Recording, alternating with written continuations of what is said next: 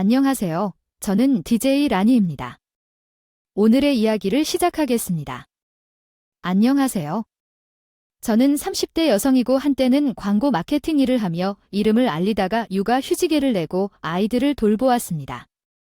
4살 된 첫째 아들과 이제 1살 된 둘째 딸이 있었고 남편은 저보다 5살 연상이었으며 직장 다니는 사람이었습니다. 남편은 바빠서 저와 제 아이들에게 소홀한 편이었지만 시어머니가 계셔서 괜찮았어요.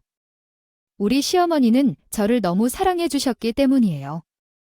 어머님은 음식점을 운영하시는데 힘드셨을 텐데도 매일 저를 챙겨주시고 밥을 해주시고 설거지를 하시고 청소를 해주셨어요. 제가 따로 도와드리지 않아도 된다고 했지만 시어머니는 이번에도 오셔서 걸레질까지 도와주셨어요. 계신다고요. 눈치를 보이자 다른 사람에게 말씀을 드렸습니다. 어머님, 그동안 아이들을 돌봐주시고 집안일을 해주셨더니 출산 후유증도 거의 없어요. 이제 괜찮으니까 우리 집까지 오셔서 집안일 안 해도 돼요. 전부 다 할 테니까요. 시어머니 손에 든 걸레를 빼앗으려고 했는데 그때 어머님 바로 말씀하셨어요. 아이고, 신경 쓰지 말고 아이들이랑 같이 방에 가 있어라. 방 안에서 쉬고 있으라니까 뭐하러 거기서 있어? 방 안에 들어가지 않으면 혼난다 이런 말씀을 하신 적도 있어서 웃음이 터졌어요. 그러면서 우리 아이들도 돌봐주세요. 주셨는데 육가 문제로 부딪힌 적도 없었어요. 잔소리도 거의 없으셔서 진짜 친정엄마 같은 느낌이 들었는데요. 애 키우다 보면 시어머니랑 어울리는 게 애들 밥 먹이는 문제는 아니겠어요. 제가 첫째를 키울 때 3돌까지 모유를 먹였거든요. 연애 시어머니 같으면 뭐라 하실 법도 하셨겠지만 우리 어머님은 일이 더 중요하셨어요. 우리 아기는 역시 모유를 오래 먹어서 건강하게 잘 자란 것 같아요. 저렇게 좋아하는 걸 나는 못 먹였으니 애들한테 미안하네. 하긴 나는 그렇게 잘 나오지도 않았어. 이렇게 쿨하게 얘기해 주셔서 좋았어요. 첫째 애라서 제게 너무나도 유발났고 보기만 해도 눈물이 나거든요. 늘 오늘이 마지막이라고 말하고 딱 한 번만 먹이고 끊으려고 했는데요. 첫째가 항상 자지러지게 울었어요. 매번 마음이 약해져서 모유를 계속 먹이니까 친정아버지도 화를 내셨죠. 세상에 이거사 3돌까지 모유를 먹이는 엄마가 어디니. 계속 먹이면 예쁘게 큰다는데 얼른 끊어라. 안 그래도 마른 것이 왜 그래 친정아버지께 물어봤는데 저희 형제들 중에 모유를 안 먹이면 맘마 달려고 매달리는 애 한 명도 없었다고 해요. 오히려 절 이상한 엄마 취급하기로 주눅 들었는데요. 옆에서 그 모습을 보고 계시던 시어머니께서 이러시다면 나는 모유 안 먹겠다고 자지러지게 우는 애도 있었고 울고불고 밥 달라고 뗐던 애도 있었습니다. 난 키우는 쪽이 늘 안타까운 상황이었던지라 며느리 마음이 이해돼요. 첫째는 마음이 유독 약해지는 게 어머님이 사돈 어른에게 너무 뭐라 하지 않으세요. 어머님은 제 친정 엄마보다 더 친정 엄마같이 생각해 주셨어요.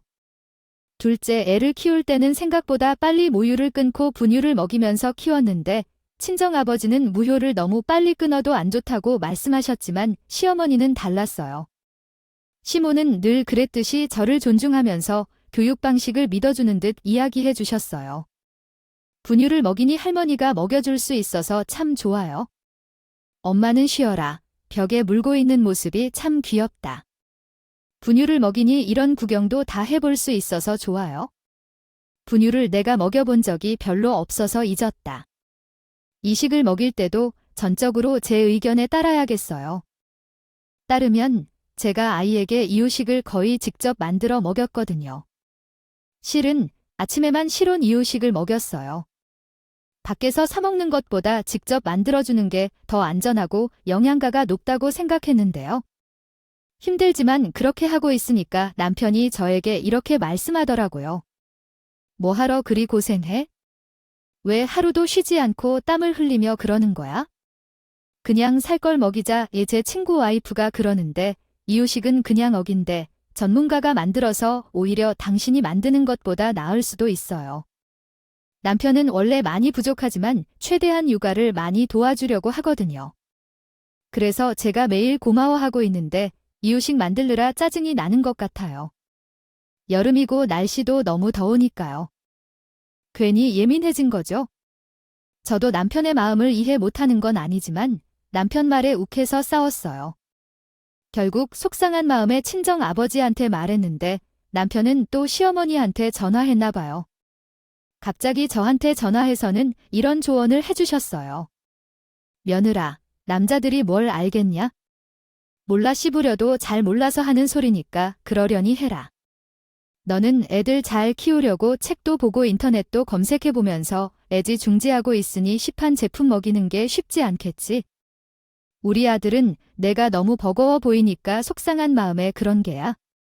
우아들놈 너무 미워하지 마라. 어머님이 이리 말씀해 주시니까 마음이 조금 풀리더라고요. 게다가 남편도 시어머니께 한 소리 들었는지 저한테 사과를 하면서 해명했다. 나는 그런 의도로 말한 게 아닌데 말이 너무 믿기 힘든 것 같아. 앞으로 이런 일 없을 거야? 미안해. 이유식이나 유아식은 무조건 만들려고 하지 말고 너무 힘들 땐 파는 게 먹이게. 응, 이렇게 사소한 이유로 부부 싸우는 일이 자주 있었지만 시어머니 덕분에 잘 풀고 있었어. 그뿐만 아니라 우리 집에 아기 불러오실 때면 항상 한우랑 제철 과일을 사오셨습니다. 어머님께서 그걸 건네면서 항상 이런 말씀을 해주셨어. 저번에 선물 받아서 먹어보니까 맛있더라. 생각보다 비싸서 난 살 엄두도 못 내는데 우리 며느리 사줄 때 하나도 안 아깝지? 아기가 건네주기 알아서 할 테니 이건 너 먹어라. 이거 아기에게 먹이라 아니라 아기에게. 너는 할 테니까 이건 너한테 먹여야 하니 행복했어요. 시댁에 아기를 데리고 계시면서 간식을 먹이고 싶을 때마다 항상 나에게 먹여도 되냐고 물어봤고 먹어도 돼요? 지금도 그러다가 첫째 애가 올라왔을 때도 무엇을 먹어야 할지 물으면 시어머니는 이렇게 대답하거나 엄마한테 먹어도 되냐고 여쭤보기로 했어. 경준이가 물어봐야지. 할머니가 물어보면 안 돼. 몸에 안 좋은 것은 엄마가 가장 잘 아시는 일이야. 경준이가 알아야 돼. 모르는 사람이 준 음식은 잘못 먹다가 병원에 가면 어떡하냐고.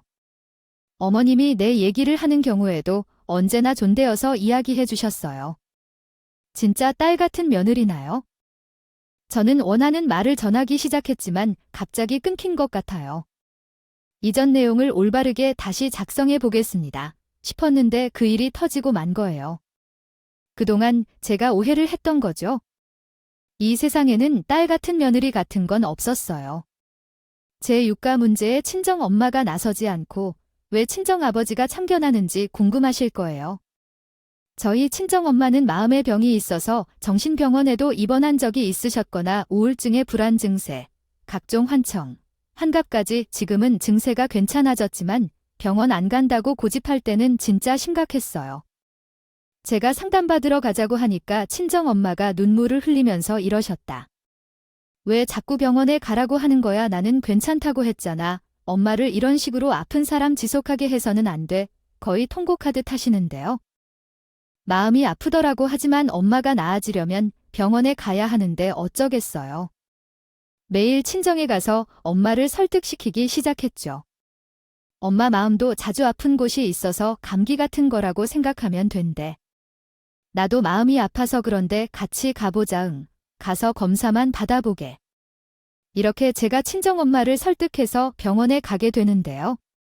다행히 좋은 의사 선생님을 만나서 엄마가 병원을 다니면서 증세가 많이 좋아지셨어요. 이제는 이상한 행동을 보인 적도 없으신데요. 물론 그때 결혼하기 전이라서 남편에게 용기 내서 고백했었다. 우리가 결혼 이야기도 하고 있어서 말하는데 우리 엄마가 좀 마음이 아프셨던 한때에는 강제 입원도 했고 그랬는데 이제는 병원도 제대로 된 곳을 찾아서 많이 좋아지셨어요. 예비장님이 저번에는 너무 건강해 보여서 뭔가 아픈 건지 몰랐어요. 제게는 아무런 문제가 없었는데 우리 부모님은 어떻게 생각하실지 모르겠어요. 어쨌든 결혼 허락을 받기로 했으니 그때 말씀드릴게요. 그래서 예정대로 시댁을 방문해 결혼 허락을 받으러 갔는데요. 처음에는 무슨 이유로 남편을 만나게 되었느냐고 물으셨어요. 집안 사정에 대해 이야기를 꺼내달라는 요구를 하셔서 솔직하게 말씀드렸어요. 가장 마음이 아프셔서 큰일이 날 뻔한 적도 있었지만 우리가 설득해서 병원에 입원하고 상담도 받으면서 좋아졌어요. 지금은 친정 아버지가 지켜보고 있고 함께 해주시는데도 아무리 그래도 모르시면 안 될 것 같아서 말씀드립니다. 그 당시에 시부모님께서는 난색을 피하라고 특히 시아버지께서 크게 헛기침을 하시면서 한마디씩 하셨어요. 그 부분에 대해선 아들에게 전달된 게 없어서 당황스럽네요. 지금 당장은 사돈 어른들이 돌봐준다고 하더라도 나중에는 우리 아들이 책임질 수도 있는 부분인데 생각을 좀 해봐야겠네요. 아버지께서는 반대하셨지만 시어머니께서는 이렇게 하셨다고 하잖아요. 뭐, 어때요? 만약 우리 아들이 좋아하는 여자라면 다 허락할 거라고 결혼해서 좋은 일이 생기면 너희들이 거의 누리게 될 것이고 어려운 일이 있어도 함께 할 거예요. 생기면 거의 다 너희가 책임질 부분이 당연한 거잖아. 그런데 너무 감싸주는 것도 안 좋아. 예컨대, 여보. 꼼꼼하고 섬세한 아버지와는 달리 어머니는 좋은 것이 좋은 거지 뭐 어떻게든 식으로 우리를 대우해 주셔서 다행했어요. 그날 짜짱집에 돌아왔지만 나는 사람 아니면 안 될 것 같아. 시댁을 자주 찾아가서 좋은 모습을 보여주었거든. 집안일을 도와주고 대화를 하며 정을 형성했어. 당연히 아버지가 불편해하면 자리를 비켜줄 사람이지만 그렇게 불편해하면 어떡해? 우리 엄마 때문에 그러는 거면 걱정하지 마세요. 나가 할 일은 없을 거예요. 이제 엄마가 정말로 괜찮아졌기 때문에 여행도 홀로 다녀오셨거든요. 당연히 제가 노력할수록 시어머니는 제 편을 들었고 시아버지는 저를 멀리하셨어요. 이 모습이 서로에게 보이니 두 분이 서로 싸울 수밖에 없었죠. 결국 시부모님께서는 매일 같이 다투시가 시호 말에 설득당하셨어요. 아휴, 됐어. 내가 졌다. 우리 와이프 때문에 결혼 허락해주겠더라 얘 틈만 나면 예비 사부인 다 자기 몸이 더 약해서 예비 며느리한테 신세질 확률이 높다고 하면 어째 버릇같이 나 때문에 자식들이 결혼 반대당하면 좋겠냐 잔소리를 해야 하는데 나도 지겹다. 난 모르겠으니 너희가 알아서 잘 살아라. 이런 식으로 겨우 결혼 허락을 받고 견해 자리를 잡게 됐는데요. 견해 자리에서 시부인 증세가 좋아져서 일상생활에 지장이 없으신 거죠. 두 눈으로 보고 알게 되셨고 우리가 모시고 사는 것도 아니니 결혼을 허락해 주셨는데요. 저를 좋게 보신 시어머니의 입김으로 결혼에 꼬이게 된 거죠. 그런데 친정엄마는 제가 이렇게 좋은 시모를 만나는데도 걱정을 멈추지 않으셨어요. 친정엄마께서 결혼식을 올리기 전날에 저를 친정으로 불러서 이런 말을 한 적이 있었거든요. 여기서 보고 들은 건 다 잊어버리고 무조건 시어머니께서 하시는 대로 우리 집에서는 이렇게 했는데 저렇게 했는데 하지 말고 알았지. 이러시면서 엄마에게 마음의 병이 생긴 이유가 시댁 식구들 때문이었다고 하셨어요. 엄마가 결혼 후에 시댁에서 사셨는데 아버지가 해외 출장이 잦은 직업이었는데요. 시어머니랑 시누이한테 막말을 듣고 이리 치고 저리 치던 것이 태어날 때부터 심약하고 소심했던 엄마는 아버지에게 말도 못하고 당하고만 있다가 병이 들고 나서야 실토했다고 하죠. 아버지는 엄마 마음이 망가진 걸 눈으로 보고 나서야 분가를 했고 시댁 식구들과도 손절했다 해요. 엄마가 타고난 성품이 예민하고 연약한 성격인 줄 알았는데 그런 사연이 있었다니 맞서지 말고 예쁨 받으라고 하셔서 엄마한테 걱정하지 말라고 했어요. 친정 엄마가 집에서는 손에 물 한 방울 묻히지 않고 곱게 자란 딸인지라 친정에서 보고 들은 것도 별로 없는데 행여 우리 집에서는 이라는 말로 시어머니를 가르친다는 오해를 받을까 걱정하신 거였어요. 자신처럼 시집살이 당할 것 같아 노심조사하던 친정 엄마가 늘 심트리, 베이스트리를 구축하면서 나를 돌봐주셨지만 친정어머니의 우려와는 달리 임께서 가끔씩 이런 걱정이 섞인 질문을 했어요. 어머니 아파 보이시는 게 어떠한가요? 아직도 헛것은 보이지만 제 증상이 많이 나아져서 그런 걱정을 하지 않아도 된다고 했는데요. 그래서 이미 엄마가 건강해져서 너무 다행이라고 하셨고 친정어머니는 시어머니가 예쁘다고 해서 다행이라면서 서로 집안 식구들을 신경 쓰고 있었어요. 친정어머니는 병적으로 걱정을 하며 하루에 몇 번씩 전화를 걸었습니다. 결혼 후 시간이 지나 시어머니와 친정어머니가 친해져서 그런지 이제는 엄마가 걱정하는 전화를 줄이고 시어머니와 친정어머니가 같이 놀러 가거나 여행도 가신다는 거예요. 전 두 분이 서로 친하게 지내는 모습을 볼 때마다 기분이 좋아졌어요. 어떤 때는 보면 시호랑 친정엄마가 자매처럼 보이는 거예요. 아버지와 어머니가 이렇게 친하게 지내는 집안이 어디 있겠어요. 그러던 어느 날 신우한테 전화가 왔는데 받아봤거든요. 신호가 글쎄 저한테 이러는 건 있죠. 새언니 엄마가 갑자기 쓰러졌는데 알고 있었어요. 병원에서 그러다가 화병 때문에 정신을 잃은 거래요. 저도 계속 몰라 있었는데 방금 엄마한테 전화가 와서 친정에 잠깐 와 있는데요. 지금 들어놓으시는데 새언니가 모르는 것 같아 말씀드려요. 우리 착한 시모가 화병이 생겨 쓰러졌다는 걸 전화 받자마자 얼굴 보고 얘기하자며 바로 달려가겠다고 했어요. 얼른 시댁으로 가서 몸져 누워있는 시어머니께 물어봤는데요. 무슨 일 때문에 그러세요? 어머님 어디가 아프신 건데요? 화병이라는 갑자기 쓰러져서 병원에서 진단받으신 거예요. 제가 이렇게 물어봐도 어머님께서 아무런 말을 안 하고 입을 꾹 다물고 있더라고요. 근데 그 이유를 신우가 대신 말해줬어요. 엄마가 화병에 걸린 게 사부인 때문이래요. 부인이 엄마의 가게에 진 외상값 1,000만 원이라고 하던데요. 새언니는 알고 있었어요. 이 소리를 듣고 진짜 당황스러웠죠. 그게 뭔 소리냐고 하니 누가 구구절절 설명을 해주는 거예요. 부인이 저희 엄마의 가게를 한 달에 3번씩 온다고 하셨어요. 등산에 회원들을 데려온다고 했던데 술판을 벌이고 890만 원어치 먹으면서 돈은 다음에 준다고 맨날 외상을 걸었네요. 우리 엄마가 그랬다고 하니 전 전혀 몰랐어요. 엄마가 2년 전부터 등산에 가입해 열심히 다니고 있었거든요. 그동안 왜 말씀을 안 하셨냐고 물었더니 시어머니께서 그제서야 입을 여시더니 정신적으로 아프니까 달려놓지 못했다. 가족이고 사돈이 돈을 내놓으라는 소리도 못하고 있다가 병이 나버렸어요. 그러면서 제게 어머님 폰에 있는 CCTV 화면까지 보여주는데 우리 엄마가 맞았어요.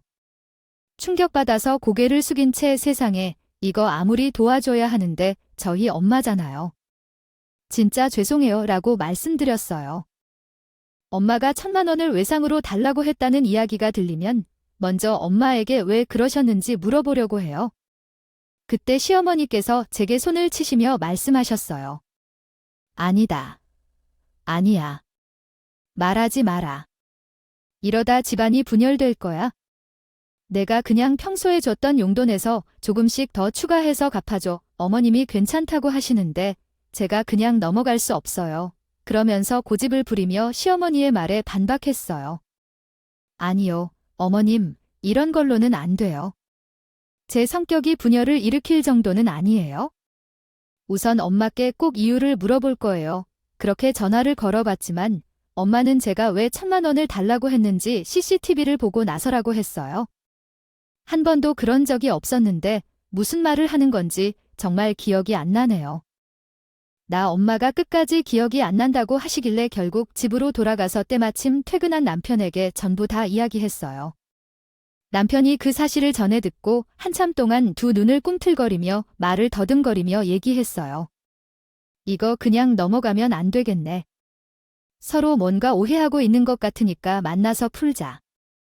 내가 부모님께 전화해서 언제 시간 되냐고 물어볼 거니까 당신은 장모님께 전화해줘. 그날 남편 지시에 따라 시부모님, 신우 친정엄마 그리고 저까지 해서 시간을 조율해 만날 장소를 잡았는데요.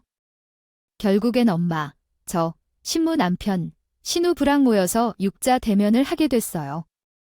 겨우 시간을 내서 다 같이 만나서 대화를 했는데 해결되는 게 없더라고요. 엄마가 계속 같은 말만. 반복되는 이야기가 이상해. 나는 이런 일을 한 적이 없는데 사부인 가게는 계속해서 그렇게 말하고 있어? 나는 모르겠어. 기억이 안 나는 걸 어떻게 해야 할지? 병원에서 처방받은 약을 제때 챙기지 않아서 기억이 안 난다면 어떻게 해야 하는 걸까? 엄마는 증거가 있음에도 끝까지 모른다며 꼬집기까지 했다. 우리 엄마이지만 내가 봐도 너무 뻔뻔하게 나오는데 엄마가 맞는 것일까 의심이 들었어. 병이 더 심해진 것일까 걱정도 되었고 시어머니가 그런 뻔뻔한 모습에 참다 참을 수 없어지셨다. 그만큼 시끄럽게 말하시니까 정말 이상해지고 기억이 안 난다고 병원에서 처방받은 약을 제대로 챙기지 않았다는 건 또 무슨 소리야. 사부인이 계속 이렇게 하면 부인이 1,000만 원 에바 될 거야. 외상을 받아서 그래. 안가 아팠다고. 그러니 올바른 해명을 좀 해봐. 어머님께서 세게 말씀하셔도 친정 엄마가 기억이 나지 않는다고 말씀하시는 거예요. 결국 시어머니께서 폭발을 하셔서 친정 엄마 머리카락까지 잡으셨어요. 남편과 함께 급하게 말려도 어머님께 진정하라고 소리쳤어요. 심호흡도 아예 이해가 안 가는 것은 아니었어요. 나 같아도 폭발했을 거예요. 엄마는 그런 시어머니에게 욕을 하고 도망가지 않았기 때문에 기억이 나지 않는다고 그러는 거예요. 나는 어이가 없어서 별로 진짜 아닌 것들이 날 미친놈 취급하네. 엄마가 입에 담기 힘든 말을 하고 쓸어버리니까 어머님이 엎드러지셔서. 그동안 사업이 성장하지 못한 이유는 사부 때문이었고 그 결과로 식당도 망하게 되었습니다. 일주일에 한두 번씩 찾아오는 부인과 동호의 친구들이 시끄럽고 주취를 부려 다른 손님들이 많이 오지 않는다고 하니 정말 문제가 되었어요. 내 신부는 내 이름으로 된 빚은 어떻게 갚을 거냐고요? 이에 대해 또 다시 시어머니께 공손히 다가가서 사과를 표하며 말씀드렸어요. 1,000만 원도 제가 모두 갚을 테니 천천히 기다려주세요. 정말 죄송합니다. 이러한 일로 어머님을 실망시키게 해서 정말 미안합니다. 남편은 낯이 뻣뻣해서 얼굴이 없다면서 친모에게도 실망했다고 했어요. 눈을 못 마주치고 있었고 더 이상 시간을 지체하면 안 될 것 같아서 바로 다음날 친정집을 찾아가 엄마에게 탈을 흘렸어요. 엄마, 그렇게 가면 어떡해? 엄마도 며느리가 의리가 갑인 거를 알고 있잖아. 내가 엄마의 말을 안 믿는다는 건 아니고 시댁 식구들이 그렇게 우기고 혼내면 난 고개를 숙일 수밖에 없어. 엄마가 잘못한 건 아닌데 엄마가 나를 생각해서 딱 한 번만 사과해주면 안 될까? 엄마도 제정신이 아니었으니 어린이처럼 타이를 수밖에 없었는데. 그런데 엄마가 죽어도 사과하지 않겠대요. 며칠 전에 엄마 생신이어서 다시 한번 친정집을 찾아가서 얘기해봤어요. 전혀 다른 방법으로 엄마를 꼭 딱인 거죠. 엄마 오늘 생신이니까 맛있는 밥 사줄게. 나가서 외식하자. 안 그래도 내가 예약해둔 식당이 있거든. 거기로 가게. 그리고 엄마를 시어머니 식당으로 데리고 간 건데요. 물론 엄마가 입 벌리면서 저한테 뭐라 한마디 하긴 했어요. 오늘 내 생일이라 맛있는 밥 사준다며 설마 예약했다는 식당이 여기였네. 사분 식당이었다. 아무리 내가 사과를 안 했다고 하지만 내가 감히 엄마를 속여 엄마가 배신당했다고 하지만 제가 굴하지 않고 엄마에게 말했어요. 엄마, 너무 그러지 마. 나도 할 만큼 했어. 내가 엄마 말을 믿고 싶어도 믿을 수가 없었다고 눈앞에 그 CCTV 화면이 또거야 했다.